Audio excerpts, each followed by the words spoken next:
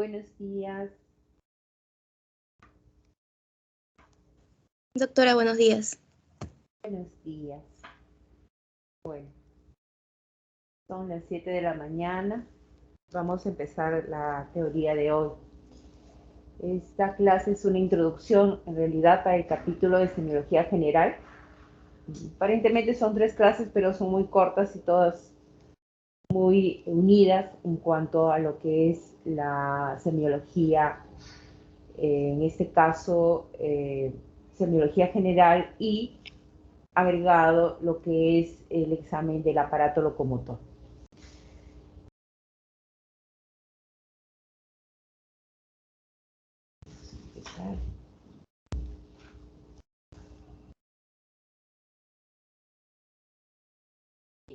Tenemos el índice y tabla de contenidos de lo que vamos a desarrollar en esta clase. Y empezamos con la entrevista médica. Si bien es cierto, este capítulo debe ser el número 1 cuando empiezan ustedes el curso de semiología, pero bueno, por el tema que son bastantes alumnos, si van rotando, en fin, entonces ustedes casi les está tocando hacia el final, ¿no? De lo que viene a ser el curso de semiología general. Creo que ya en la mayoría ustedes han ido practicando todo lo que es la anamnesis, el examen clínico, en fin, en las diferentes rotaciones que ustedes han llevado. Pero vamos a tratar un poco de ordenar estos conceptos. La entrevista médica. Esto es en realidad, pareciera fácil, ¿no? Voy a preguntar, hacer preguntas y respuestas, pero a veces no es de esa forma, porque nosotros tenemos un objetivo, nosotros como médicos, llegar en realidad a saber cuál es el motivo de esta consulta, llegar a saber cuáles son todos los síntomas que traen a este paciente y finalmente tener pues lo que es un conjunto de síndromes y un diagnóstico, que es lo que queremos llegar, y en base a eso obtener ya una información más concreta y definir el diagnóstico de este paciente. Entonces es todo un proceso que se tiene que realizar basado en la entrevista médica, en lo que nosotros vamos a preguntar al paciente y lo que el paciente nos va a decir a nosotros. No es fácil, hay muchos obstáculos limitantes que hay que ir superando con la experiencia, ¿no? Entonces, definitivamente, si hay una buena relación médico-paciente, se va a obtener toda esta información, ¿no? Entonces, el paciente no tiene ni idea de lo que le vamos a preguntar, el paciente viene muy quejoso, el paciente no quiere a veces ni contestar nada, ¿qué tantas preguntas me hace? En fin, ¿no? Entonces, tenemos nosotros que poco a poco ganarnos esa confianza en un corto tiempo, ¿no? Sobre todo si está en consulta externa o si está hospitalizado, porque tenemos muchos pacientes que evaluar. Entonces, a veces esto no es tan fácil y sí requiere un entrenamiento para nosotros poder hacer de la forma más segura la obtención de toda esta información. Entonces, los actores son obviamente el médico y el paciente, ¿no? Y nosotros ahora con esta educación virtual que estamos llevando, trabajamos esto en realidad, ¿no? Vamos a ser pacientes o vamos a ser el médico y vamos de esa manera a realizar nuestras prácticas.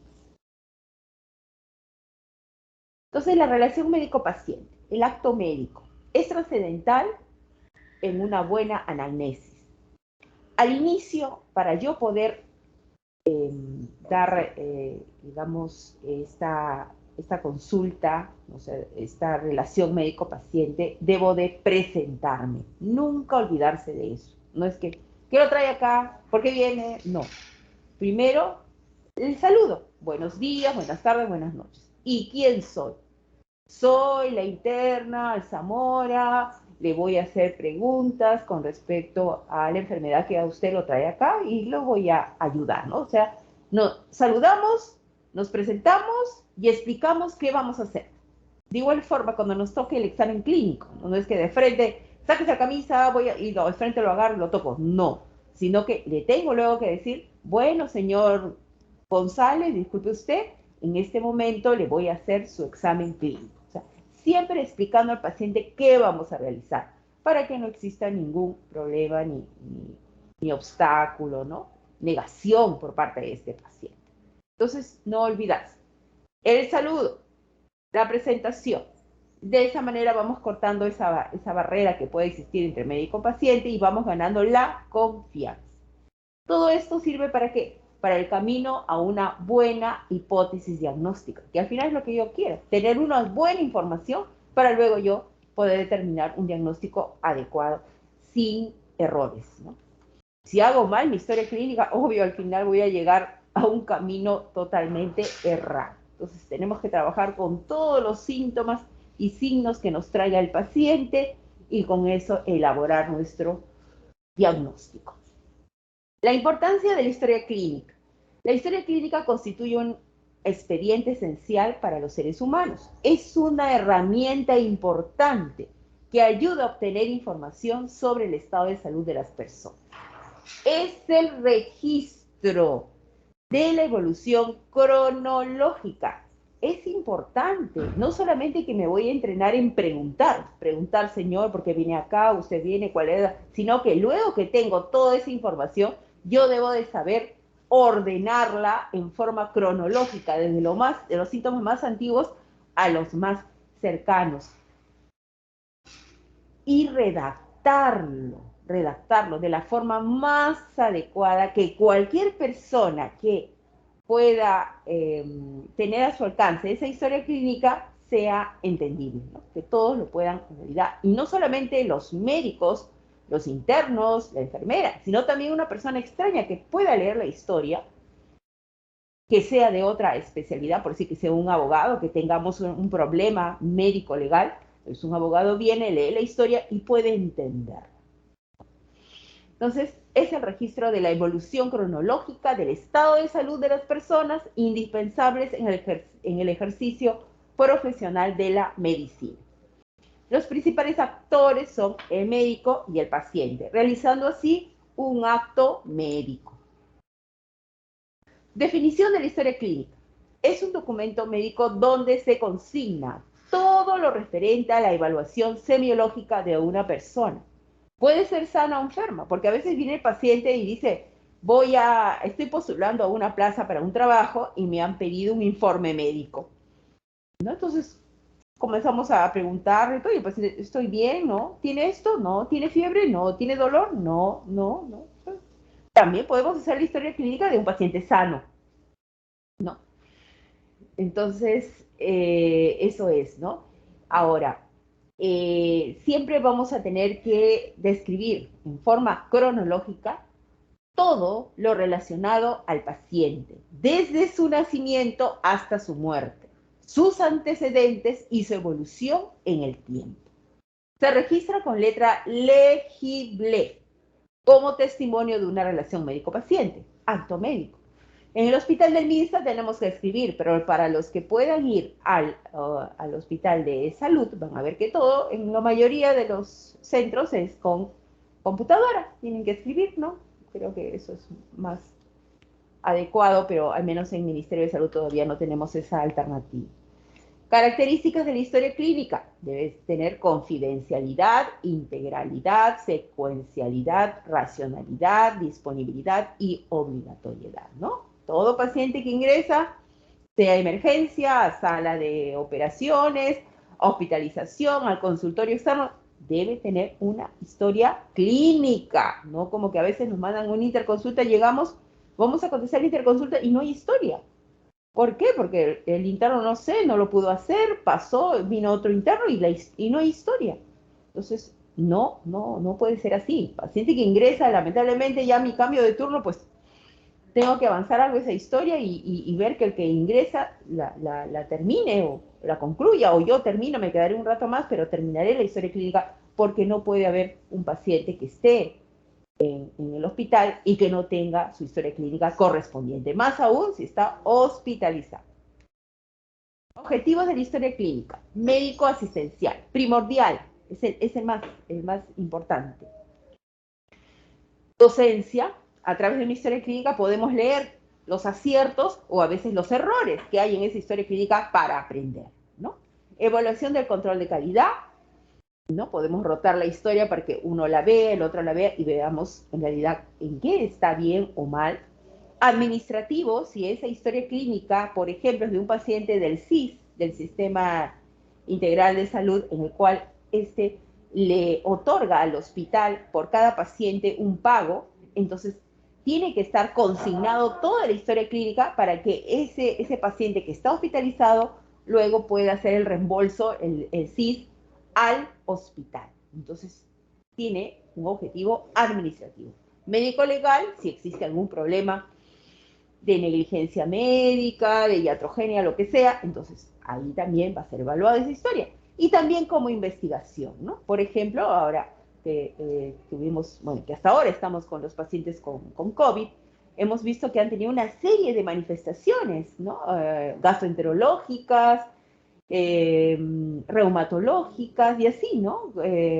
Neurológicas como consecuencia del COVID. Entonces se han comenzado a hacer una serie de trabajos de investigación para ver la repercusión y cuáles son las consecuencias de este COVID en los pacientes en diferentes órganos o sistemas. Entonces nos sirve una buena historia clínica, obtención de datos para poder investigar estas características clínicas. El objetivo de la historia clínica en todo caso debe ser legible, íntegra, precisa y elegante, ¿no? Ahora, tampoco no va a ser una obra literaria donde, ay, voy a escribir pues con, ¿no? Con muchas, no sé, palabras muy elegantes, no, no, no, no. Que sea bien clara, pero bien ordenada, que es lo más importante. Partes de la historia clínica. La anamnesis, el examen físico, el diagnóstico, el tratamiento, la evolución día a día, cómo se va comportando estos síntomas que hemos determinado, formatos especiales y la epicrisis. Para temas de este capítulo, nosotros debemos de trabajar, sobre todo en las prácticas, la anamnesis, el examen físico. Luego ya la agrupación de los síndromes, signos, síntomas resaltantes, síndromes y luego un diagnóstico, ¿no? Ahí es donde nosotros llegamos y también podemos trabajar un poquito de diagnóstico diferencial y a veces en algunos grupos ya se está trabajando un poquito lo que es el plan de trabajo. ¿Qué exámenes debo de solicitar de acuerdo a los diagnósticos planteados, ¿no? Todo lo demás ya lo vemos en el curso de Medicina 1. La historia clínica. Siempre debemos trabajar en todo curso que han llevado en medicina, siempre sus mapas conceptuales. En algunas asignaturas les han indicado que ustedes los tienen que hacer. Aquí nosotros se los presentamos, ¿no? Entonces, en la historia clínica no olvidarse la ictoscopía, que luego lo vamos a desarrollar, que es la búsqueda de uno o más signos destacados. ¿Y qué cosa vamos a resaltar ahí? Paciente, varón, de aproximadamente o edad aparente 50 años, grave o no grave, al toque decimos, y signos destacados si es que es el caso. O sea, no estemos buscando signos destacados si no lo hay. Signo destacado, rash malar, ¿no? Tiene una coloración rojiza en alas de mariposa, en la región malar, un rash malar, ¿no? Si es que es el caso. Si no, no presenta ni un signo destacado. La anamnesis. La anamnesis, los datos, filiación, nombre, apellido, dirección, bueno, lo vamos a desarrollar más adelante. Enfermedad actual, esto es importante. ¿Por qué viene el paciente a esta consulta? Funciones biológicas, antecedentes generales, fisiológicos, patológicos, familiares. Luego que terminamos, siempre una revisión anamnésica de aparatos y sistemas, preguntando, no es el examen clínico, preguntando, ¿no? ¿Y algún problema ha presentado usted? ¿Ha tenido tos, flema? ¿Ha estado con mareos? ¿Ha tenido palpitaciones? En fin, molestias urinarias. Entonces comenzamos a hacer preguntas porque de repente el paciente por ahí se nos olvidó algo de decirnos y puede tener mucha repercusión en esa historia clínica. Entonces podemos hacer una revisión anamnésica de forma verbal, preguntando. El examen físico general, controles de las funciones vitales, peso, talla, el aspecto general, el sistema del aparato locomotor, que es lo que nosotros desarrollamos aquí, piel y fanegas, ¿no? Cabeza, cuello. Hasta esta área llegamos en este curso, en este capítulo de semiología general y de aparato locomotor. El resto ya ustedes lo han ido desarrollando con cada una de las rotaciones que ya han pasado, ¿no? Luego tenemos el diagnóstico, tratamiento, plan de trabajo, evolución y epífisis, ¿no? Entonces, todo eso es nuestra historia clínica y nosotros vamos a trabajar las partes iniciales de ella. Ya.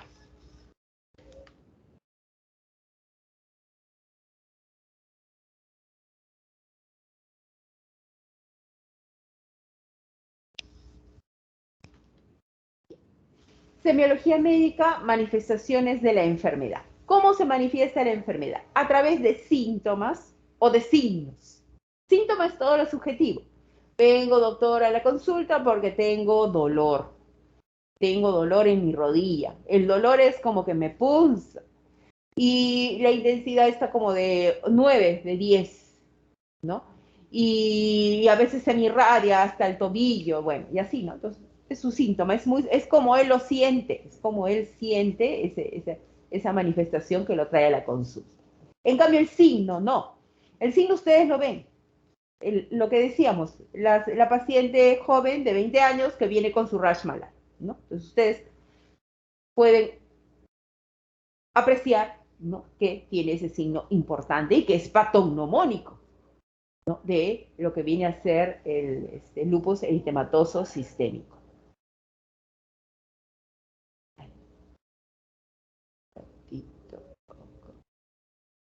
Bien. Finalmente, el síntoma es lo que el paciente nos refiere, y ahí es donde nosotros trabajamos mucho las preguntas, la entrevista, el interrogatorio, y el objetivo van a ser básicamente de la observación y el análisis del médico. Si el médico ha leído, ya ha estudiado las diferentes patologías y ya sabe cuáles son los signos patognomónicos, por ejemplo, rash malar, lupus eritematoso sistémico. Fenómeno de Raynaud, que yo le veo a los dedos de la mano que están violáceos, blanquecinos, unos dedos blanquitos, otros violáceos, otros rosaditos. Yo le veo ya esos deditos, este es un fenómeno de Raynaud. Entonces, de acuerdo a lo que el médico ya tiene de experiencia, pues fácil va a poder detectar los signos destacados. Ahora, no hay que desesperarse porque no todo paciente tiene algún signo patognomónico, ¿no? Eso en algunos casos lo hay.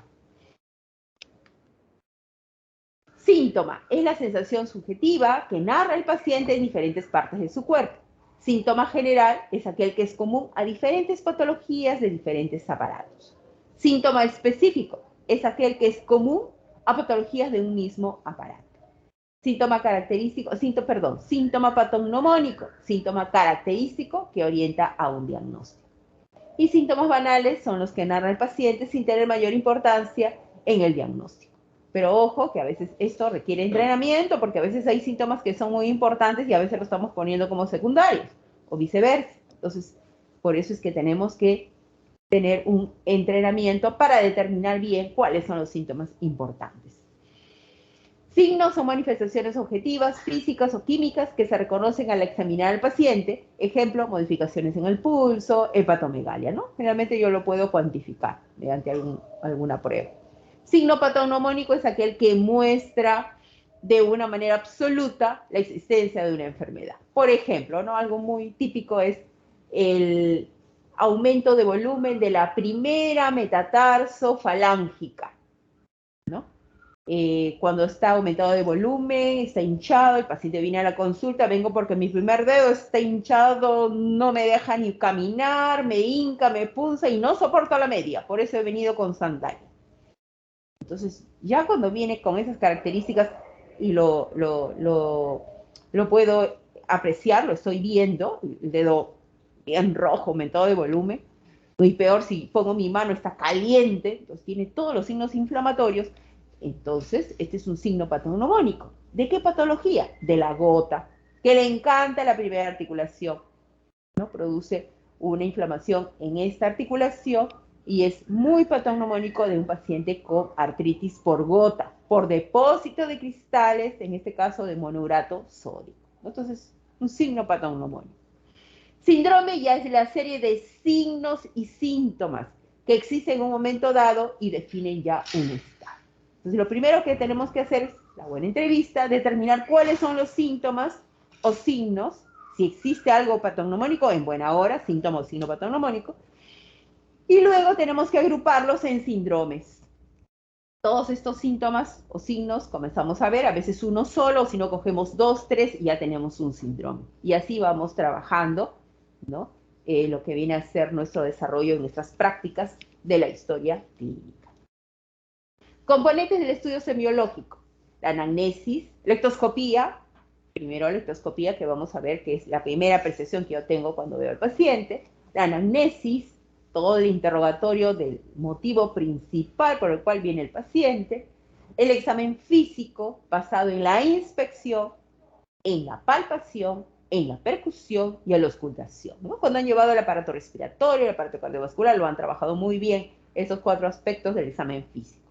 Aquí en el aparato locomotor, más lo que vamos a trabajar es la inspección, la palpación, y aquí mucho los rangos articulares, ¿no? Que tanto la articulación puede tener flexión, extensión, abducción, aducción, y muy poco, casi nada, percusión y auscultación, ¿no? Más trabajamos inspección y palpación. Y hay varias maniobras para determinar si existe alguna patología en alguna articulación, y es lo que debemos de desarrollar en este capítulo. Exámenes complementarios, bueno, generalmente tenemos pruebas de ayuda al diagnóstico, radiografías, ecografías, resonancia magnética, etcétera, ¿no? Que eso lo trabajamos más en el curso de Medicina 1, que vamos a pedir según los síntomas planteados. Y llegamos a la ectoscopía, ¿no? Ectoscopía viene de la palabra ectoscopía, deriva de dos vocablos: ecto, fuera, y scopus, observar. Observar lo que está fuera, observar, ser muy, muy sensitivo, estar viendo todo lo que nos trae el paciente, mirándolo, a veces ni preguntándolo, ya lo estoy mirando, está entrando a la consulta, ya estoy más o menos ya viendo cuál es la posible patología de este paciente, ¿no? La primera observación rápida, global y metódica de las particularidades del paciente, morfológicas y dinámicas, ¿no? La forma que camina, cómo se sienta, ¿no? Cómo está en su cara, cómo está su cabello, cómo está todo, ¿no? Ya lo estoy mirando en forma integral, sus manos, viene caminando solo, viene con alguien, está con apoyo, una silla de ruedas, etc. Todo eso estamos observando. Y así tenemos pues que la ectoscopía es un arte que debe ser aprendido, ¿no?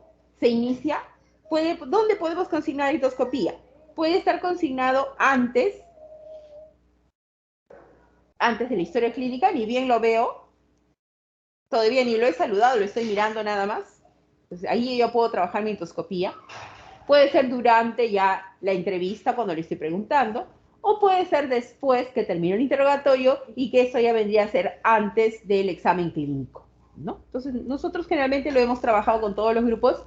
Antes que inicien su examen clínico, ya están consignando la ectoscopía, ¿no? Y lo escriben en la historia clínica. A veces no se escribe, solamente es un ejercicio verbal, ¿no? Pero por motivos académicos debe ser también escrito en la historia clínica antes de su examen clínico. ¿Qué debemos consignar en la ectoscopía? Género, paciente, varón, mujer, etcétera. La edad aproximada, no tiene que ser exactito, ¿eh? Aparente edad, 50 años, 60 años, etcétera. El estado de gravedad, sí, importante, grave o no grave, ¿no? Si está, por ejemplo, con vías, ¿no? Está con los ojos cerrados, en fin, ¿no? Entonces, estado de gravedad. La diferencia que ven un paciente pues caminando, que nos está contestando el interrogatorio, estamos conversando, no grave.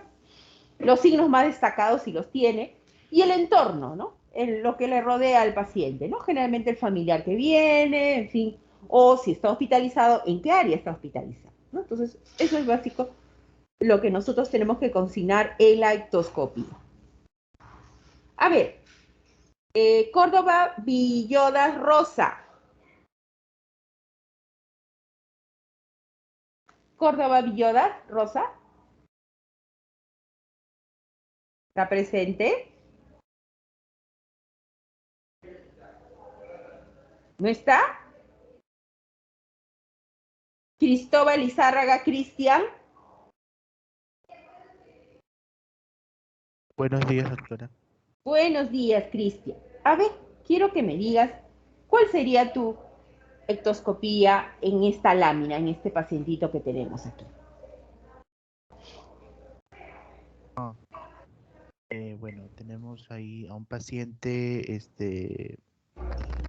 pediátrico del sexo masculino con edad aparente de 10 años, eh, en estado de gravedad, aparentemente una desnutrición grave. Eh, Podría decirse que se encuentra en el pabellón de pediatría. El signo más característico es la desnutrición, ¿no? Y acompañado de un familiar, en este caso podría ser su madre. Ujú, correcto, muy bien, Cristian. ¿No? Es eso, ¿no? Es solamente describir, no tengo por qué hacer magia, nada, ni inventarme, solamente lo que estoy viendo, lo debo de escribir, de expresar. Bien. ¿Cuál es la ectoscopía? La importancia. Permite tener una idea del grado de severidad de la enfermedad, exige un entrenamiento en la observación, puede valorarse a través de los siguientes puntos, de los que se les ha mencionado, pero si queremos ser un poquito más explícito, del hábito corporal, de la actitud, del estado nutricional, estado de hidratación, la fascia, si es que hay alguna característica, el estado de conciencia y signos destacados, ¿no? O sea, podemos ser inclusive más explícitos en la ectoscopía.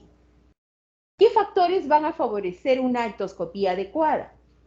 Bueno, por parte del médico que exista respeto, paciencia, competencia, conocimientos y adaptabilidad, ¿no? Cuanto más lea el médico, obvio va a tener una mejor ectoscopía, una mejor apreciación. En cuanto más pacientes vea también, ¿no? Paciente, pues que tenga la posición adecuada, que tenga la confianza, la ropa apropiada, relajación y en algún momento, bueno, retirarse la ropa si es que es necesario para poder evaluar. El ambiente, que exista privacidad, que haya silencio, ¿no? Temperatura adecuada, porque si está en un ambiente muy hacinado, de repente el paciente pues va a estar sudando y no es porque tenga una enfermedad en sí que le esté dando ese cambio de temperatura, sino es que el ambiente es pequeño, un consultorio pequeño, hacinado, un montón de gente, entonces puede haber cambios que no son los correspondientes a la enfermedad que trae el paciente. Y algo muy importante es la iluminación. Porque si está muy oscuro, de repente veo mal, y si hay mucha luz, o de repente es una luz roja, amarilla, voy a ver pues la piel de un color que no es el correcto. Entonces, todos estos son parámetros importantes en el ambiente para determinar la ectoscopía. Inspeccionar, examinar, reconocer atentamente todas las características que trae el paciente.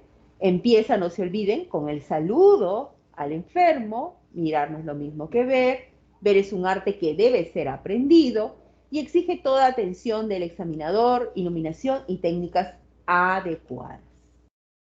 Puntos de observación, las prendas de vestir. De repente estamos en un frío inmenso y el paciente viene pues con un polito delgadito, ¿no? De repente tengo un problema metabólico, endocrinológico, que lo lleve a tener ese cambio ¿no? En cuanto a las prendas, según la temperatura.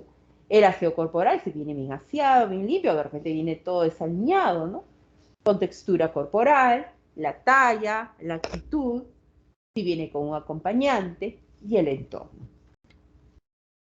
Entonces, en la autoscopía consignan la actitud, postura, el estado de nutrición, el tipo constitucional, la talla, facies, si es que las hay alguna característica, por ejemplo, facies hematosa, facies chinoide, vamos a ver en las siguientes láminas, movimientos, la marcha, cómo viene el paciente caminando, eso es muy importante en este capítulo del aparato locomotor, y la vestimenta.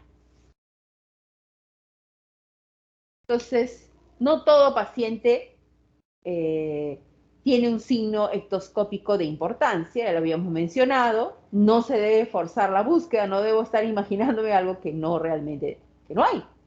Puedes orientar en lo que sigue en la historia clínica, ojo, y con la experiencia se sabrá pues catalogar si el lado ectoscópico es de utilidad o no en la historia clínica que vamos a desarrollar. Algunas diferencias entre la ectoscopía y el aspecto general, a veces se confunden, ¿no? La ectoscopía es un diagnóstico presuntivo, ¿no? Puede no consignarse, como eso les decía, que muchas veces es solamente verbal, Pero nosotros sí tratamos que en la historia clínica siempre lo consignen porque forma parte del entrenamiento, ¿no? Rápido, requiere mucha experiencia para la interpretación y generalmente lo ponemos al inicio de toda historia clínica. Aunque ya les he mencionado que puede estar al inicio de la historia clínica, puede estar antes del examen clínico o durante el desarrollo de la anamnesis, ¿no? O sea, en cualquiera de esas áreas puede estar ubicado.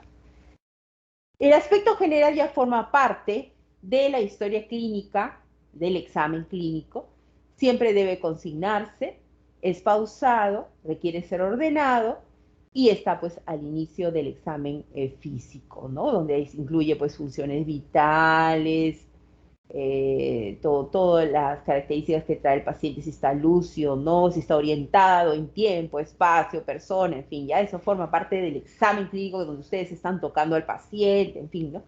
Tomando todo, su presión, temperatura, todo. Ese es el aspecto general. Bien, entonces ahora tenemos otra lámina para practicar nuestra ectoscopía. A ver, Cuellar, Cárdenas, Yomira.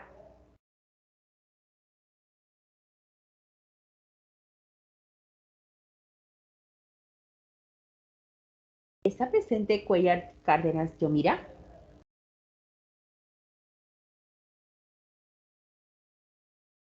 De Almeida, Reategui, Anef. Sí, doctora, presente. Anef. Bien. A ver, ¿cuál sería la ectoscopía en esta pacientita que estamos viendo? Bien, diría paciente femenina de una edad aparente de 50 años,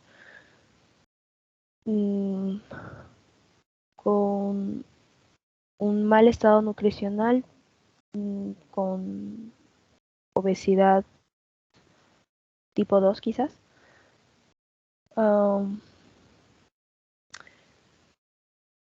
Y que está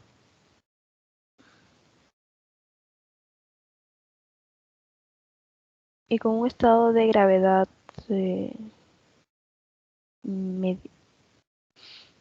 medio. No, recuerda que cuando mencionamos gravedad, ¿está grave o no está grave? No hay términos medios. Ok. No, creo que sí, y con un estado de gravedad. Bueno, ¿te llama la atención algún signo destacado? Aparte de, bueno, de que has mencionado que tiene sobrepeso, obesidad, ¿hay algo más que llama la atención aquí? Parece que está edematizada y creo, no estoy segura, que tiene cianosis, pero no sé Sí, si es solo cianosis. una coloración del dibujo. No. Tiene cianosis, ese es lo más destacado, ¿no? Signos destacados, edema de miembros inferiores y hay cianosis, y lo puedes decir, ¿no? Distal, en manos, en pies, ¿no? Inclusive en los labios también tienen cianosis, ¿no? Entonces ya con todas esas características podrías estar sospechando que de repente el paciente tiene algún problema hepático, ¿no? Un problema que le está llevando a una insuficiencia hepática que le está llevando a tener todos estos signos que vemos en este paciente. Bien, gracias. Ahora vamos a ver otra lámina. A ver, Fernández López Belisa Abigail, perdón.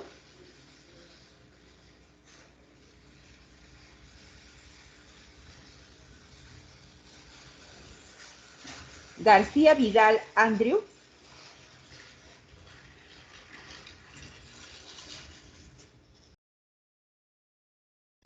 Flores Portocarrero Margarita. Presente, doctora. Ya, buenas. A ver, lectoscopía de esta pacientita, por favor. Bueno, aquí podemos ver a una paciente mujer de 30 años quizás, o 25. En su estado general, podemos ver que existe un regular estado general. En las facies, a nivel de las facies, podemos presenciar cianosis, porque tiene una característica azulada. y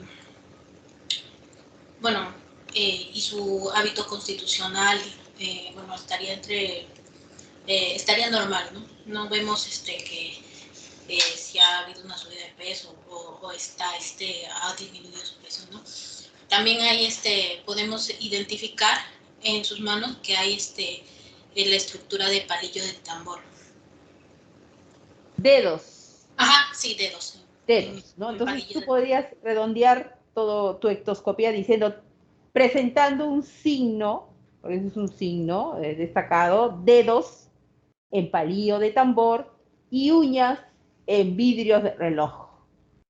Entonces ya con ello tú estás ya determinando que este paciente tiene un problema respiratorio, probablemente crónico, ¿no? Que lo está llevando pues a tener todas estas características que estamos viendo en esta pacientita, ¿no? Entonces, muy bien. Aquí en esta pacientita, a ver, García Vidal, Andrew.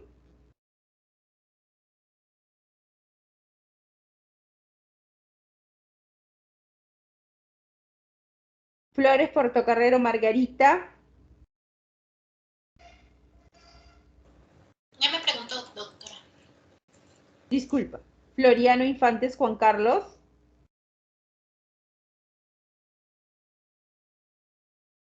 Doctora, buenos días. A ver, Flores Infantes Juan Carlos. ¿Cuál sería la ectoscopía en esta lámina?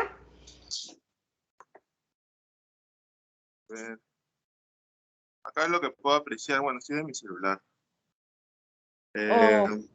Es un paciente de edad de 12 a 14 años, una edad aparente. Bueno, sí se ve que está con un estado de gravedad, ¿no? Por la hemoptisis que está presentando, por lo que puedo apreciar. Bueno, la posición está sentada, semi-sentada, o semi-fowler. Y bueno, más que todo los signos a destacar es la hemoptisis, ¿no? Y el paño que está teniendo en la mano, ¿no? Que está con rezagos de sangre. Claro. Lo único que te faltó en tu descripción fue definir si era varón o mujer. Eso sí no lo has dicho al inicio, ¿no? Si era varón o mujer. Bueno, varón, Bueno. paciente varón, de Ajá. edad aparente 14 años, ¿no? Ya, ajá, ok, eso, ¿no? Entonces acá lo que más resalta pues es la hemoptisis, ¿no? También podríamos decir que tiene un poco de desnutrición, ¿no? Lo veo bastante delgadito, pacientito, muy Sí. delgadito, ¿no? Pero la hemoptisis es lo más destacado, y así van a ver ustedes a estos pacientitos. Bueno, gracias. En esta lámina, a ver, Gamboa, Anampa. Buenos días, doctora. Buenos días, Leslie. A ver. Bueno, Ectoscopía. aquí, sí, paciente mujer, edad de aparente 45 años, presenta jiba,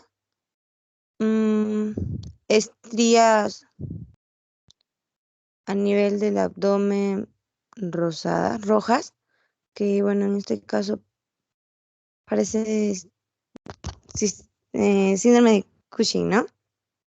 También Claro. presenta adimen de las mamas, estrías rojas, a nivel de los glúteos. Tiene un abdomen abundante. También tiene mejillas rojas. Y a nivel de miembros inferiores, una mala cicatrización Aquí, femenina. bien, acá lo que podrías redondear todo lo que has mencionado presentando signos destacados, una facie cushinoide, ¿no? Entonces, que es la llamada cara en media luna, ¿no? Luna o de luna llena.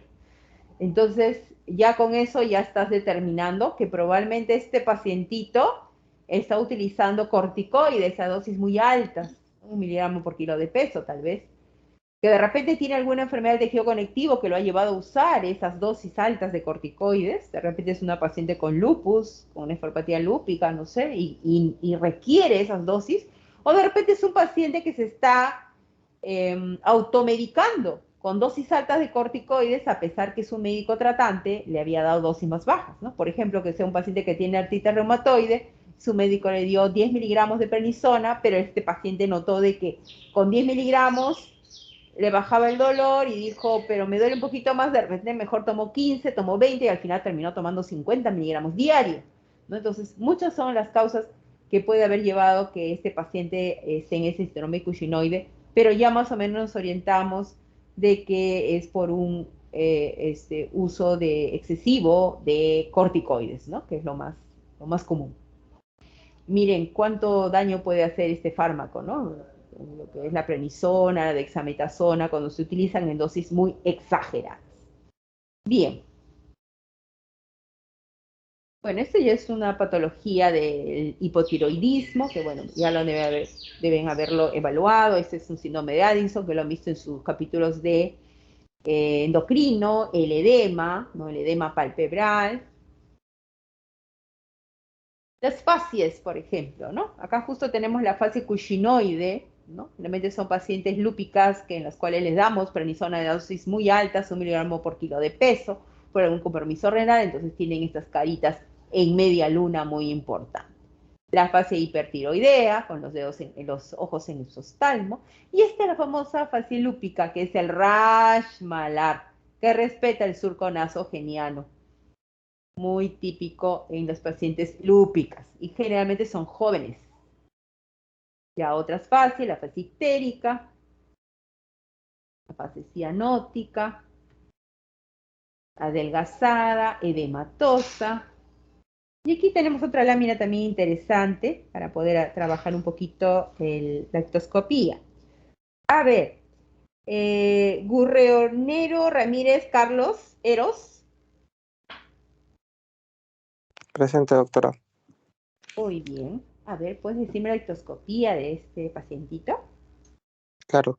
Bueno, este es un paciente masculino de aparente, de edad aparente de 50 a 60 años. Vemos que presenta edemas a nivel de abdominal, de la región abdominal, una citis grave, probablemente por un problema hepático. También parece que tiene una desnutrición por el rostro y por los brazos. Y bueno, el estado general es malo, ¿no? Ok. ¿Y en el entorno qué ves? Que está, en una sala. ¿Me habla del hospital, doctora? O Claro, sea, el ¿en entorno. qué ¿Te acuerdas que sala está? también incluye? ¿Perdón? O sea, ¿en qué sala del hospital podría estar? Claro, el entorno, o sea, está en una sala de hospitalización, hay una En una sala de hospitalización. enfermera, ¿no? Y está Sí, sujeto a está en una varias sala de vías. hospitalización, está con varias vías, sí, ajá, Ujú. exacto. Inclusive la vía, ¿no? Está drenando. Y algo también importante es la protrusión del ombligo, ¿no? Si te das cuenta, o sea, tiene una citis bien marcada, ¿no? Que está originando ya un cambio anatómico importante, ¿no? Y definitivamente es un paciente que está grave, y es más, hasta se le ve como una ictericia media terrosa, ¿no? Típica de algún problema hepático que pueda tener este paciente. Bien.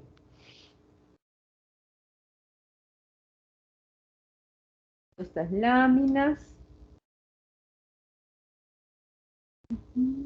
La fase lúpica, ¿no? El eritema malar, típico, región malar, dorso de la nariz y respeta el surco nasogeniano. Generalmente este surco no se tiñe de rojito. Algo muy típico en los pacientes con rash malar, porque a veces tienen acné rosácea y también la carita está roja. Entonces ahí hay que hacer el diagnóstico diferencial, ¿no? En ese caso.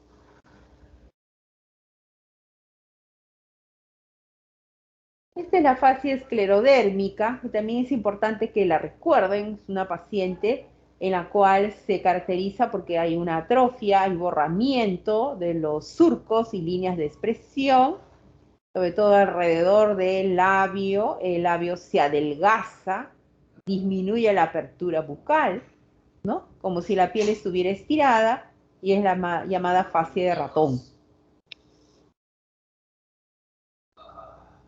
Aparte de ello, presenta en manos, si pudiéramos ver sus manos, dedos en salchicha y fenómeno de Raynaud, que lo vamos a ver más adelante en otra lámina.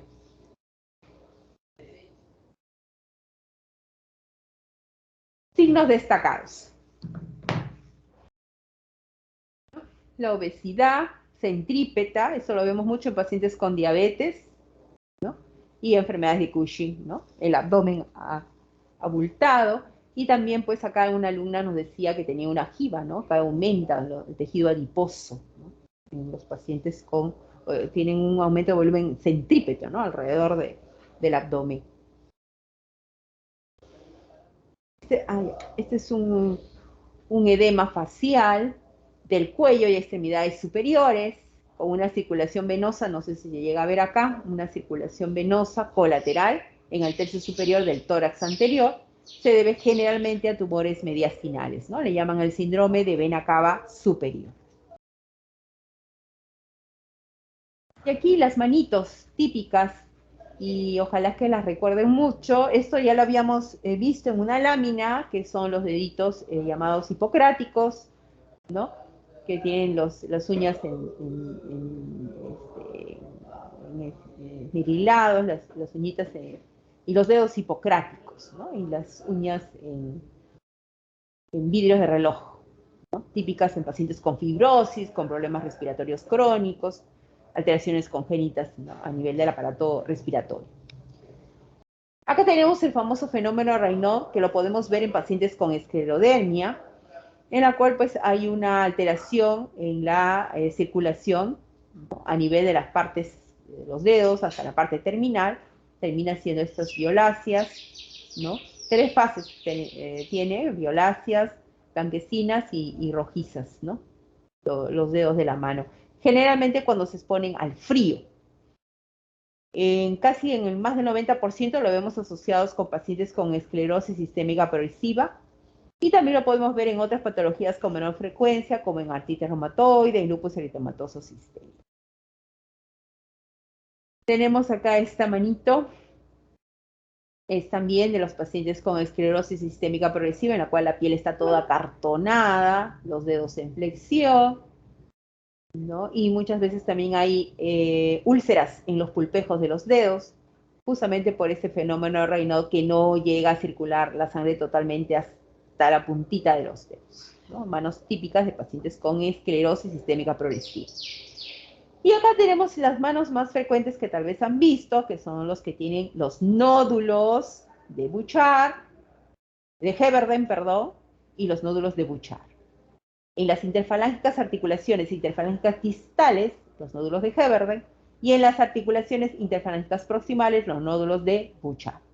Son signos patognomónicos de la osteoartrosis, ¿no? Que hay un caso clínico, una simulación, en donde se trabaja sobre la artrosis, que es muy común, siempre viene a la consulta a los pacientes con artrosis. Esta es la manito que les decía de la esclerosis sistémica progresiva, donde hay un edema de los dedos en forma de salchichas, borramiento de todos los pliegues que usualmente tenemos en las articulaciones interfalángicas proximales, distales, metacarpofalángicas, y presencia de úlceras unguiales en la parte final del pulpejo del dedo. Los nódulos de artrosis, nódulos de Heberden y de Bouchard. Y esta es una manito de los pacientes con artritis reumatoidea, donde vamos a ver sinovitis en las metacarpofalángicas, en estas áreas, deformación en cuello de cisne, en ojal, y con gran atrofia, ya que es una enfermedad crónica muy inflamatoria. Da atrofia tanto interósea, tenar e hipotenar. Eso lo vemos en pacientes con artritis reumatoide, que es otra simulación que deben desarrollar en sus prácticas. Los dedos hipocráticos, que ya hemos mencionado en varias láminas. Fenómeno de Raynaud, cambios de color de los dedos, blanco, con vasoconstricción, rojo, hiperemia, morado, cianosis, y lo vemos en las enfermedades del tejido conectivo, y se presenta este fenómeno Raynaud más o menos en un 80 a 90%. En primera posibilidad, si tenemos un fenómeno Raynaud, lo primero que debemos pensar es una esclerosis sistémica progresiva y luego en cualquier otra enfermedad del tejido conectivo. Vitíligo, placas acrómicas, en relación generalmente a una etiología autoinmune. Bueno, este es el bocio, característico foliodifuso. Y bueno, hemos terminado esta primera clase. ¿Alguna pregunta?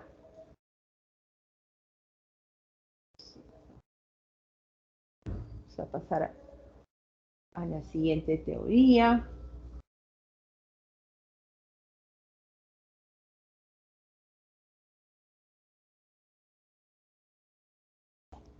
Entonces, continuamos con nuestra historia clínica y ahora trabajamos lo que es ya la anamnesis, la afiliación y la enfermedad actual. Contenido de lo que vamos a desarrollar y empezamos. La anamnesis es la información del paciente acerca de su enfermedad. Es la parte más importante. Se obtiene mediante el interrogatorio. Esta puede ser directa, que todos los datos yo lo obtenga del paciente, indirecta, que sea el familiar que me da la información, o mixta, tanto del paciente como de un acompañante que se encuentre. Las partes de esta anamnesis, la afiliación, todos los datos del paciente personales, la enfermedad actual, ¿no? El motivo por el cual el paciente viene a esta consulta, y los antecedentes, ¿no? Desde que nació hasta la edad que tiene el paciente, ¿no? Función de la anamnesis es obtener la información en la historia clínica. El interrogatorio o anamnesis es el arte que aprende y desarrolla el médico para averiguar y conocer a través del relato oral o gesticulaciones datos fundamentales para el diagnóstico de la enfermedad actual. Es el primer paso de la historia clínica, ¿no? Y trascendental realmente. Entonces, en un cuadro sinóptico, anamnesis puede ser directa, interrogando al paciente, o indirecta, interrogando al familiar. ¿Qué vamos a consignar en la afiliación? Nombre, apellidos, edad, sexo, raza, ocupación, lugar de nacimiento, lugar de procedencia. Ahorita hay que tener bastante cuidado con el sexo y la raza, porque a veces, no de qué sexo es, ¿no? A veces trae problemas, y tampoco de qué raza es, ¿no? Entonces, generalmente eso lo pueden obtener en el DNI, le piden el DNI, de paso que anotan claramente el nombre del paciente, ¿no? Y bueno, la raza casi todos somos mestizos acá, salvo que tengamos un paciente extranjero, ahí sí hay razas más puras, más son blancos, orientales, ¿no?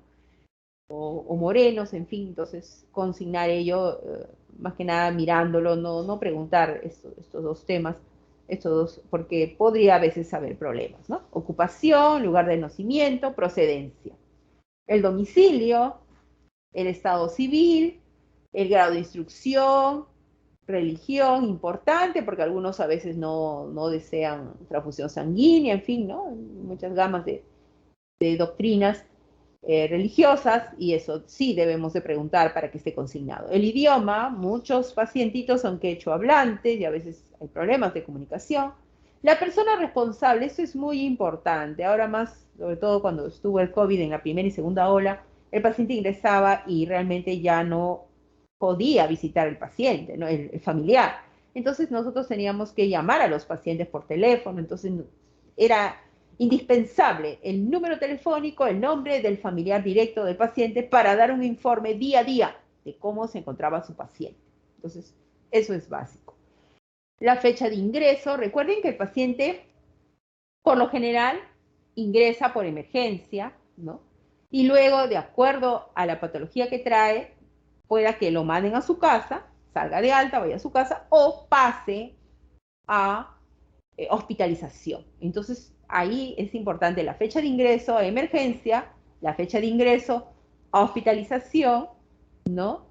Y la fecha que se está haciendo la historia clínica, ¿no? Que debe ser de inmediato, ¿no? Apenas ingrese a la sala que sea, inmediatamente debe estar realizada la historia clínica. Siempre consignar las horas, por si en ese cambio de un lugar a otro sucede algo, las horas son muy importantes cuando ustedes desarrollan su historia clínica, ¿no? La forma de ingreso, de repente el paciente viene de UTI, ha estado en cuidados intensivos, ¿no?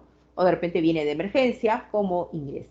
En cada lugar que ingrese el paciente, siempre hay que hacer una historia clínica. Siempre se debe consignar una historia clínica, porque es como un nuevo ingreso.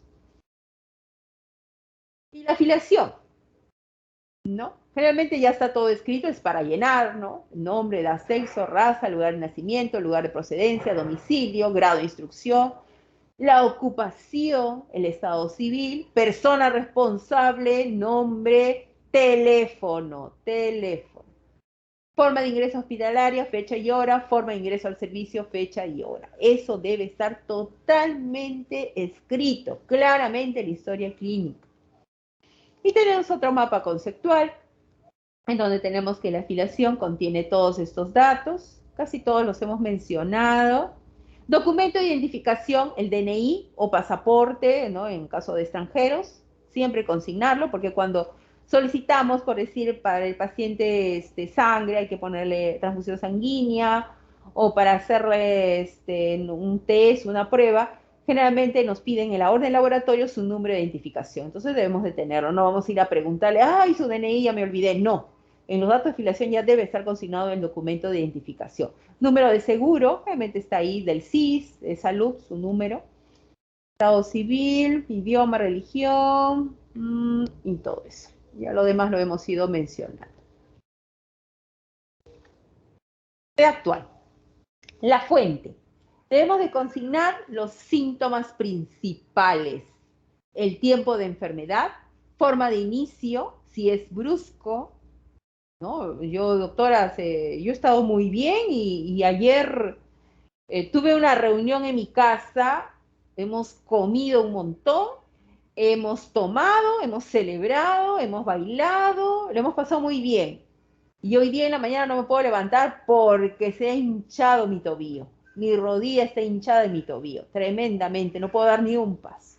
Esa es una forma de inicio brusco. Insidioso, que el paciente refiera, yo hace más o menos 15 días, ya me dolía un poquito mi rodilla, mi tobillo, no le daba mucha importancia. Y así fue, pasaron los días y cada vez el dolor sigue aumentando, y aumentando, que ahora ya no puedo ni dar un paso, ¿no? Entonces es una forma de inicio insidioso. Entonces, eso determinarlo a través de la anamnesis. El curso de la enfermedad, si es progresivo, que van aumentando la intensidad de estos síntomas. Intermitente, doctor, yo hace una semana mi rodilla se hinchó y después bajó. Al día siguiente otra vez hinchó y así, se me hincha, se baja, ¿no? O de repente yo ya empecé con mi dolor de rodilla y está ahí. No ha, más bien aumentado, pero siempre está ahí el dolor, ¿no? Estacional. El relato cronológico, ¿no? Desde cuándo empezaron todos estos síntomas, en forma así continua. Ahora, el paciente, qué lindo sería que nos dé todos los datos tal como nosotros queremos, ¿no? Como nos dice la literatura. No, el paciente viene y nos dice las cosas al revés y muchas veces solamente te cuenta lo que para él es importante y no necesariamente es el síntoma principal, ¿no? De repente el paciente viene porque le duele la rodilla, ¿no? Hace un día, pero él no nos cuenta que ya hace 5 años él ya tiene dolor y deformación en las manos. ¿Por qué? Porque él cree que eso es normal. Ya se adaptó a eso. No, mira, la mano ni me molesta, mira, está deformada, no me molesta. Pero mi rodilla sí, porque esto me ha empezado hace 3 días. Entonces el paciente a veces no le da la importancia a sus síntomas, pero ese es el arte de nosotros, el de saber preguntar y determinar exactamente cuáles son los síntomas principales. En este caso es todo en conjunto. Su enfermedad empezó desde cuando se comenzaron a doler esos dedos de la mano. Imagínense cuánto tiempo que inclusive ya están deformados, ¿no? Entonces forma todo en una unidad y ahora ya está empezando en la rodilla. Entonces nosotros tenemos que aprender a armar esa historia de la forma más correcta. Fuentes, la fuente de información, fuente de referencia, fuentes acostumbradas generalmente es de la atención médica, ¿no? Del paciente, pero a veces este paciente viene, por decir que haya ido a Vitarte, que es un hospital de menos, digamos, complejidad, ¿no? Con referencia al Hospital Hipólito Unanue, entonces este paciente ya fue ahí, ya fue evaluado, y nos lo mandan acá al hospital porque somos un nivel 3 y ya viene con una hoja de referencia. Entonces ya eso para nosotros es una fuente donde un colega nos manda, ¿no? Paciente con poliartritis de rodillas, tobillos, manos, tiempo de enfermedad 5 años, por favor, pasamos al hospital para un manejo ya por especialidad. Y ahí ellos ponen inclusive su diagnóstico presuntivo, ¿no?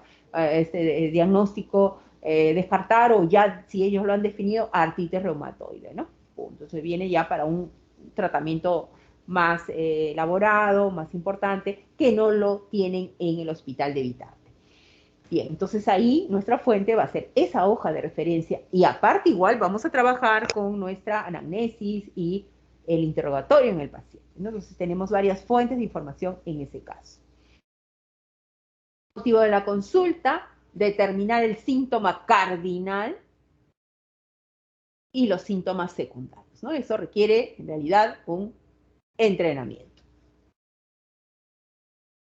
¿Cómo le vamos a pedir al paciente? ¿Cómo le vamos a abordar? ¿No? El paciente viene a la consulta o está echado, hospitalizado. ¿Cómo nosotros vamos a obtener esa información? ¿No? Ya estamos, digamos, trabajando desde el inicio cuando lo saludamos al paciente, cuando le damos nuestro nombre y le explicábamos si íbamos a hacer una historia clínica. Entonces ya un poquito a poquito, con los datos de filiación, ya nos vamos poco a poco ganando la confianza del paciente.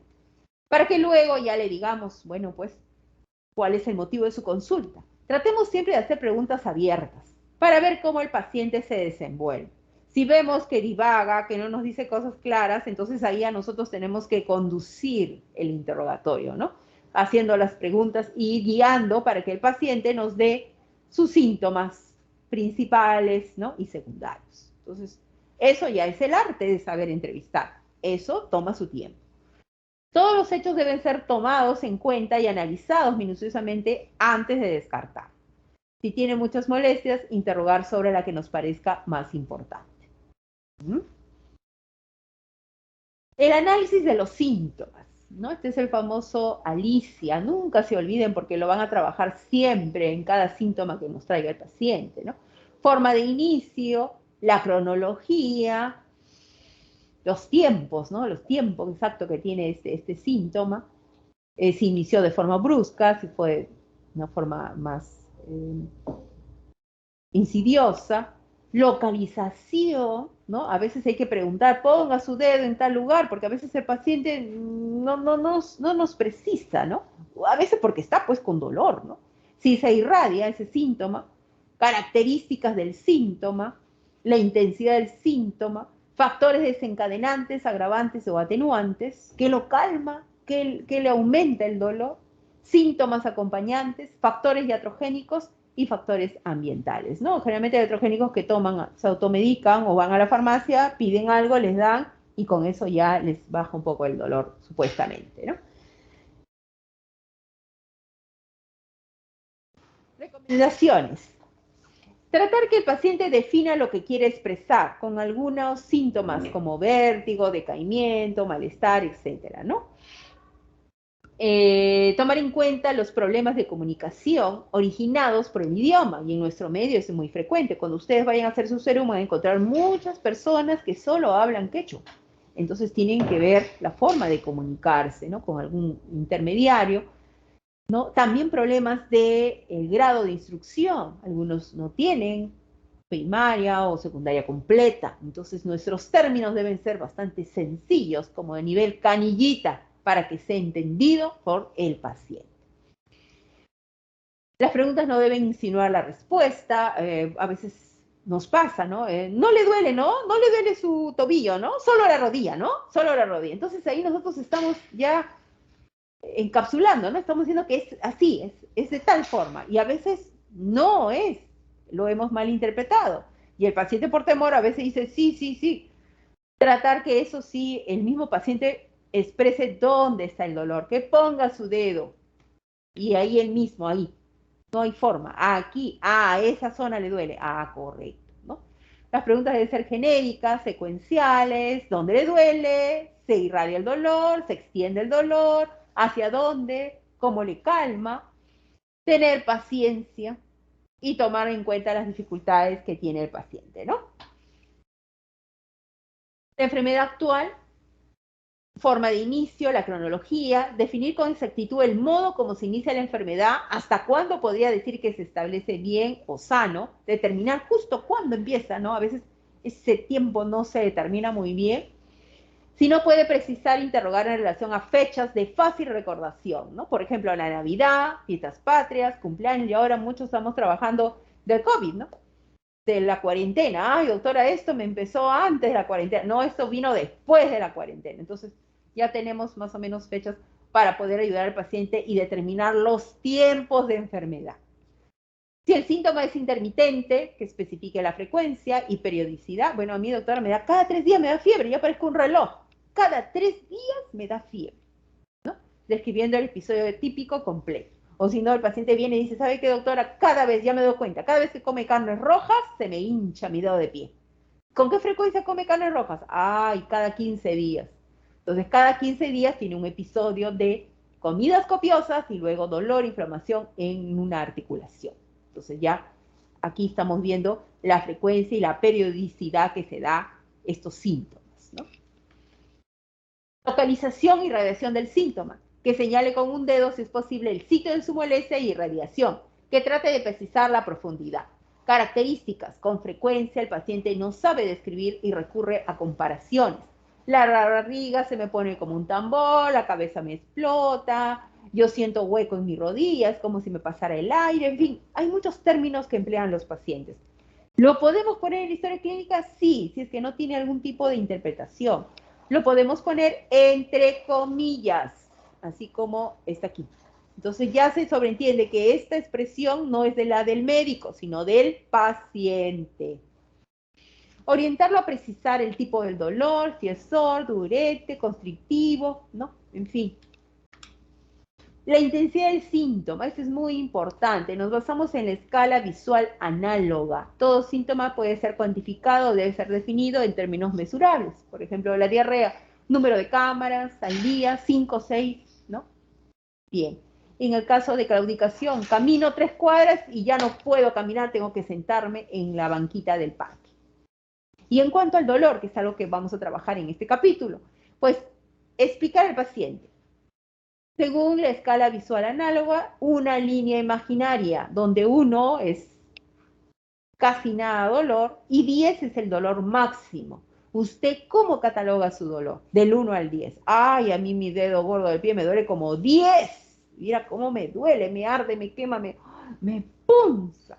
Entonces ya el paciente. O si no, mira, a mí sinceramente me duele como 2, ¿no? Casi nada, ¿no? Entonces, consignarlo. Escala visual análoga 2.2. Entonces ya se sobreentiende que ha sido evaluado, cuantificado el dolor de ese paciente. Factores desencadenantes, agravantes y atenuantes. Algunos lo comentan en forma espontánea, ¿no? Ay, cada vez que pongo mis manos al frío, al hielo, mira cómo me duele, ¿no? Otros no, hay que preguntar. Las circunstancias en que mejora o empeora el síntoma, ¿no? Por ejemplo, ellos dicen, mi rodilla me duele, pero sabe, cada vez que camino, yo camino, el dolor me baja, casi nada me duele, ¿no? En actividad me baja, pero cuando estoy en reposo, otra vez me duele, ¿no? Generalmente ese es el tipo de dolor de forma inflamatoria, ¿no? Tipo inflamatorio. En cambio, el dolor tipo mecánico es aquel paciente que por lo general, cuando está en actividad siente mucho dolor y cuando está en reposo, el dolor desaparece, ¿no? Entonces, esto ya nos marca qué tipo de dolor puede tener este paciente y qué patología puede estar alrededor. Preguntar si se atenúan con alimentos o los cambios de posición o que se exacerba con algún alimento en especial. Y relación con problemas emocionales, ¿no? Ay, cada vez que discuto en mi casa con mi hijo, me empieza mi dolor, mi cefalea, bueno, etcétera, ¿no? Síntomas acompañantes, la queja del paciente con frecuencia es parte de un conjunto al que puede o no darle importancia, sobre todo en los pacientes crónicos, que se han adaptado a vivir con ellos, ¿no? El ejemplo que les decía del paciente con artritis reumatoide, ya se había acostumbrado al dolor en sus manos, ya estaban deformadas, ya no le daba importancia. Sin embargo, el paciente, para él era más importante que ahora su primer evento de rodilla inflamada hinchado era lo que él nos manifestaba. Pero no nos decía nada, que ya tenía años con dolor e inflamación en las manos. Entonces, eso debemos nosotros de determinarlo, ¿no? El paciente con tos crónica no menciona que le falta el aire al subir y bajar escaleras, porque para eso ya eso es algo normal, ¿no? O el tipo de expectoración. Entonces, debemos de preguntar con mayor claridad eso. Factores iatrogénicos son los producidos por el médico, procedimientos o medicamentos que utilizan, ¿no? Usamos medicamentos con frecuencia y libremente, muchas veces sin indicación médica. En nuestro medio eso es muy común. Van a la farmacia, deme algo para el dolor, deme algo para la fiebre, y el que vende pues le da de todo, ¿no? Los analgésicos, laxantes, vitaminas, antigripales pueden ser la causa de nuestros síntomas. Debemos tratar de obtener una lista completa de la medicación del paciente y preguntar en forma concreta. Ahora aquí es importante, si el paciente se automedica para el dolor con ibuprofeno, por ejemplo, ibuprofeno, no es que, paciente refiere que para el dolor toma ibuprofeno. No, no es así, sino que además debo de agregar, toma la dosis. ¿De qué dosis es? Si se acuerda, ¿no? 400 miligramos. ¿Cuántas veces toma al día? Tomo 2 veces, cada 12 horas. ¿Cuántas veces lo ha tomado? Uy, al mes lo tomaré pues 5 o 6 veces. Entonces, todo eso, la frecuencia, la dosis debe ser consignado. Y si el paciente no recuerda, dice, ay, mire, yo tomo, pero no sé ni cuántas tomo. No recuerda, paciente, no. Entonces, se nota que ustedes preguntaron, pero que la información no la tiene porque el paciente no se las da, ¿no? Entonces, en eso hay que ser bien explícitos en nuestra historia clínica. Motivos de presentación atípicas en los enfermos ancianos. Este es un grupo un poquito difícil a veces para consignar todos los datos. A veces necesitamos el apoyo de un familiar, ¿no? Entonces, ¿por qué? Porque estos pacientitos pues tienen varias patologías a la vez. Ya por la edad tienen insuficiencia renal, insuficiencia respiratoria, insuficiencia cardíaca, ¿no? Entonces, a veces no es fácil obtener toda la información. Dificultad en la entrevista, a veces no se entiende, no se escucha, hay un deterioro sensitivo. Menor percepción del dolor, a más edad a veces como que son un poquito más estoicos al dolor, ¿no? Inclusive a veces no tienen ni fiebre y están con un cuadro infeccioso importante.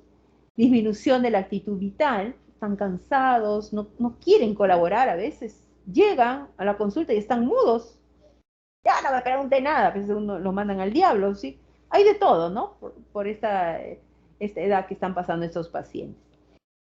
Diferente actitud para la enfermedad y definitivamente al examen clínico, pues todo su sistema anatómico a veces ya está cambiado por la misma edad, ¿no? Difícil a veces la exploración física de un paciente de la tercera edad, por lo tanto hay que tener bastante paciencia en este grupo de pacientes.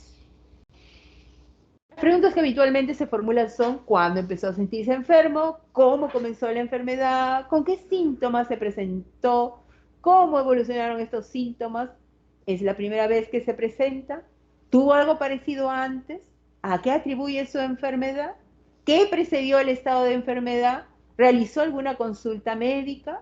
Si lo realizó, pues anotar, ¿no? Acudió al médico tal fecha, tal día, le indicó tal cosa, explícito.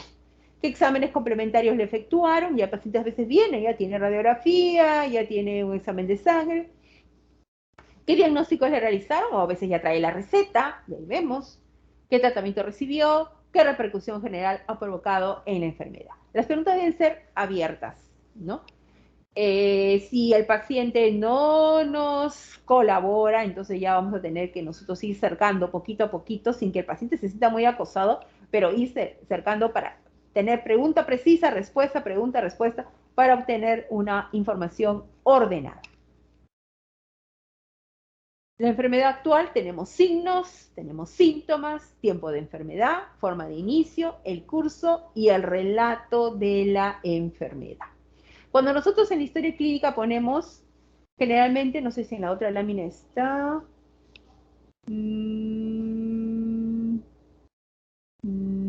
sí, hay una lámina que vamos a ver. Signos y síntomas principales. Tener seguridad, qué información sea la pertinente, algunas preguntas para determinar la seguridad. Circunscribir las principales molestias. Dar unos minutos al paciente, en caso contrario, para delimitar la entrevista con preguntas directas. Y generalmente en la historia clínica vamos a encontrar esta parte que es trascendental, ¿no? Acá se llena. Tiempo de enfermedad, ponemos años, meses, días, en lo que el paciente nos refiere. Si es que hay algún episodio dentro de todo el contexto, por ejemplo, paciente que ya tiene 10 años de tiempo de enfermedad, de poliartritis, dolor, inflamación en articulaciones de manos, caderas, hombros, etcétera, pero que viene a la consulta porque hace 3 días se le hinchó la rodilla, entonces eso es algo diferente que no ha tenido antes. Entonces ahí ustedes pueden consignar episodio actual 3 días, pero tiempo de enfermedad 5 años. ¿No? O de repente el paciente tiene recién 3 días de tiempo de enfermedad, ya no es episodio actual, eso es 3 días. Este episodio actual se queda vacío. O paciente que tiene tiempo de enfermedad 10 años, caracterizado por dolor, inflamación en sus articulaciones, y bueno, ha tenido una recaída con mayor intensidad del dolor, pero en sí forma parte de toda esta enfermedad de 10 años, ¿no? Entonces, tiempo de enfermedad 10 años. No todos los casos clínicos tienen episodio actual. Forma de inicio, insidioso, o brusco. Hace 3 días empezó. Tiempo de enfermedad 3 días, forma de inicio, brusco. Curso, progresivo, si es intermitente, etcétera, consigna. Síntomas y signos principales, todo lo que el paciente nos refiere, ¿no? Por ejemplo, dolor. Segundo, artritis, se me ha hinchado mi articulación, mi primer dedo de la metatarsofalangica. Dolor, artritis. Tuve fiebre, doctora. Sí, 3 días, se me hinchó el primer dedo de mi pie, pero también estuve con fiebre. Fiebre. ¿No? Síntomas ya secundarios, adicionales. Ay, estuve con fiebre y estuve también con náuseas, con escalofríos. Náuseas, escalofríos. ¿No? Entonces, así vamos nosotros anotando nuestros síntomas y signos. Puede ser así, como lo vemos, o si no de largo, o sea, de horizontal, ¿no? 1, 2, 3, 4, según cómo esté la historia clínica. Pero cada ítem es separado. Y luego ya nuestro relato, a consignar todo cronológicamente. El paciente nos dice las cosas al revés, todo enredado, pero nosotros lo tenemos que ordenar y escribirlo de la forma más clara en la historia clínica. Esto es lo que tenemos que entrenarnos en este capítulo.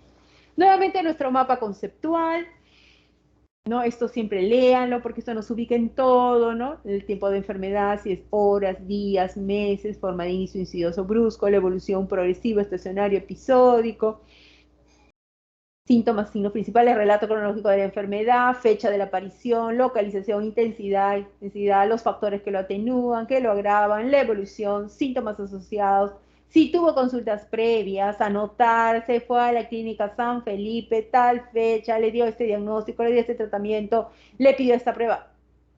Escribir. Generalmente traen esas recetitas ellos, ¿no? Exámenes auxiliares si es que lo tiene, y bueno, si ha recibido tratamientos médicos o se automedicó, dosis, tiempos que tomó esa medicina, etcétera, ¿no? Todo eso consignar en la enfermedad actual.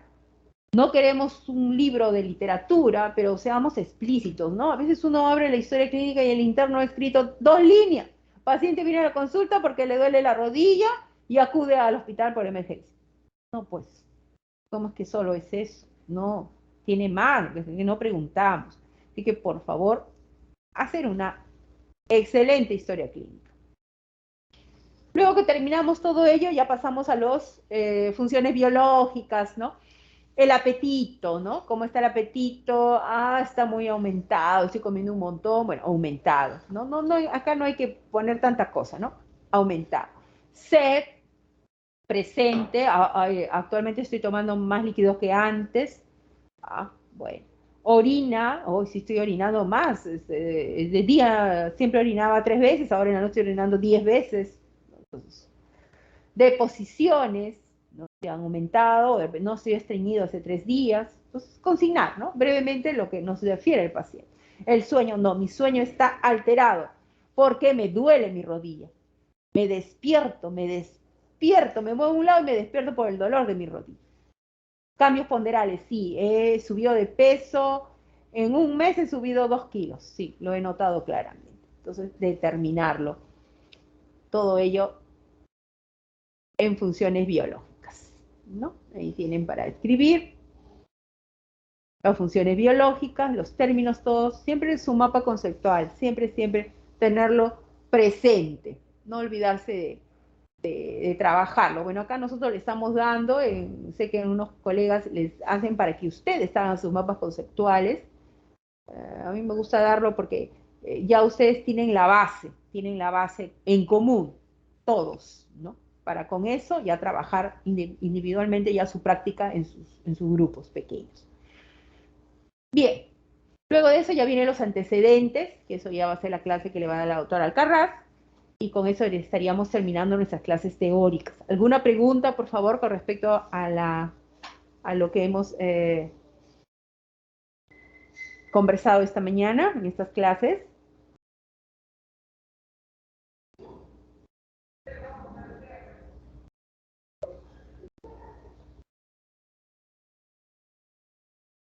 ¿Preguntas?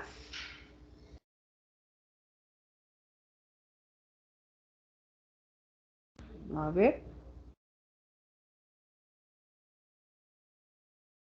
15. ¿Están los 15? A ver. No. Parece que sí, pero los he estado llamando, algunos nada, no han estado. Bueno, vamos a tomarle una fotito.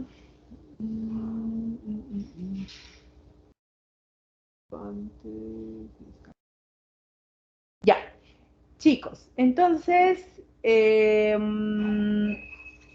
idea es de que, bueno, van a tener el desarrollo de sus teorías con los demás colegas y que por favor, pues en sus prácticas trabajen las patologías más simbólicas de las enfermedades del tejido conectivo, ¿no? Que ustedes puedan identificar los síntomas y signos, por ejemplo, de una osteoartrosis, de una artritis reumatoide, de un lupus eritematoso sistémico, de una lumbalgia, de un paciente que viene con gota, ¿no? Que es lo típico que deben de saber identificar, porque eso es lo que ustedes van a tener cuando hagan su internado y luego su serum, ¿no? Entonces, esa es la idea de entrenarnos en este capítulo de la semiología general y el aparato locomotor, para luego ya prepararnos para lo que es el curso de Medicina 1, donde ya llevamos ya las patologías reumatológicas definidas, basados en este curso de semiología.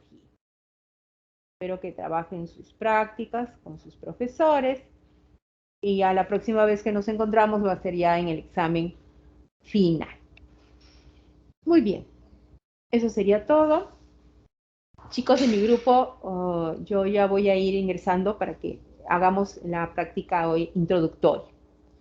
Eso sería todo, chicos. Hasta luego. Gracias, doctora. Ya, chao, chao.